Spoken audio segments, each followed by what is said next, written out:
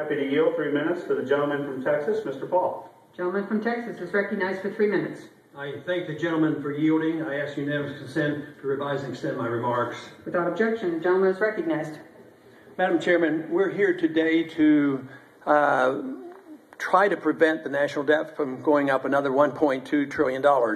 But in a way, it's a formality because most everybody knows the national debt is going up $1.2 trillion. And this is sad because this process is a really very mixed effort to try to curtail spending. And this power to the president to ask for a debt increase, and then we have to get 2/3 of the Congress to prevent this from going up. This is a creature of Congress. It's also a creature of a mental status here in the Congress of overspending on just everything. And it'd be nice if we could blame everything on the current administration or even the previous administration. But the crisis that we're in has been building over a long period of time, and it's very bipartisan. There's been way too much cooperation in this Congress because those who like spending cooperate and they keep spending it. And for a long time, we were able to get away with this because we were a very wealthy country. Now we're non-productive. The good jobs are overseas, and yet the spending is escalating exponentially. We're really not facing up to the reality that the problem is spending. Yes, we have to deal with the debt, but the debt is a consequence of too much spending. Where do we spend too much money? In two places, overseas and domestically. And we need to stop the spending.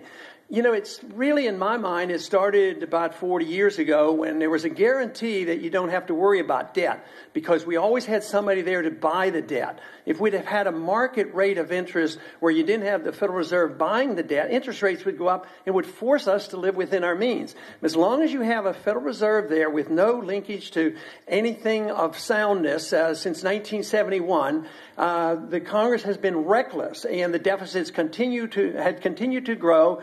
And the crisis that we're facing today is an inevitable consequence. I believe we're in denial here in the Congress.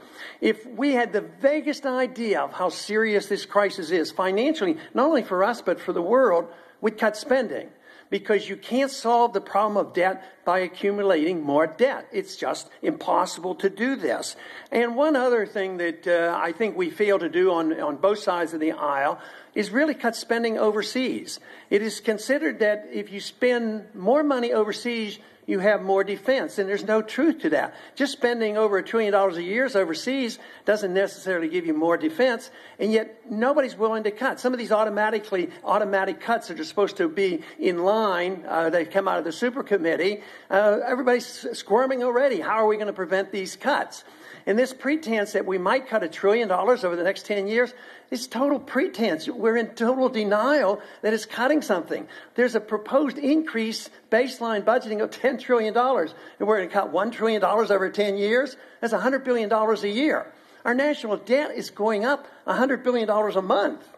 So it's really a charade. But the American people know it's a charade. They're tired of it. They've heard about this for so long. And we need to make up our minds. Are we going to live within the confines of the Constitution, cut the spending and balance the budget, and get out of this mess? Gentleman, another 30 seconds. Okay, thank you. Gentleman's recognized. But the crisis that we face, as I said, is not just domestic because it is a worldwide crisis. And if we don't do something, we will be forced under very dire circumstances because we cannot bail out the world. We are prepared now through our Federal Reserve to bail out all of Europe. We've been downgraded. France is downgraded. Greece is downgraded. And we believe that all we have to do is spend more money and inflate the currency. Believe me, we ought to face up to reality and live within our limits. And I yield back. Gentleman from Michigan.